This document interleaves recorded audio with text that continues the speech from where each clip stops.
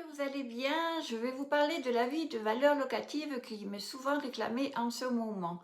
Pourquoi un avis de valeur locative? Il arrive que des acquéreurs qui n'ont pas le budget tout à fait exact pour acquérir une maison ou un appartement d'ailleurs, me demandent, enfin moi je leur propose directement de passer, au lieu de passer que par une banque, de passer par un courtier ou une courtière pour qu'ils aient plusieurs solutions plutôt qu'une. Et donc, en fait, le courtier, son travail, c'est de prendre un avis de valeur locative pour voir si le montant du loyer pourrait déjà remplir une partie du prêt immobilier, voire si ce n'est le payer entièrement.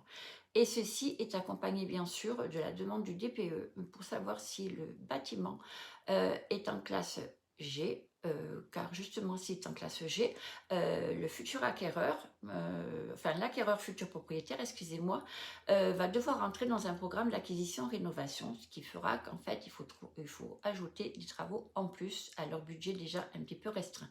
Donc tout ça, c'est récolté pour faire l'analyse de votre dossier, donc de l'acquéreur, afin que le dossier puisse être présenté solvablement, si ça se dit comme ça, au vendeur lors de la présentation de l'offre au vendeur. Car en fait, comme je vous l'ai dit précédemment, je ne propose vraiment au vendeur que des offres qui sont solvables pour ne pas avoir la surprise au dernier moment, justement que ça ne soit pas concret, c'est-à-dire qu'au bout d'un mois et demi, que le notaire travaille, que moi je me suis engagée, que les acquéreurs et les vendeurs se projettent, qu'on nous dise mais non, le prêt est refusé.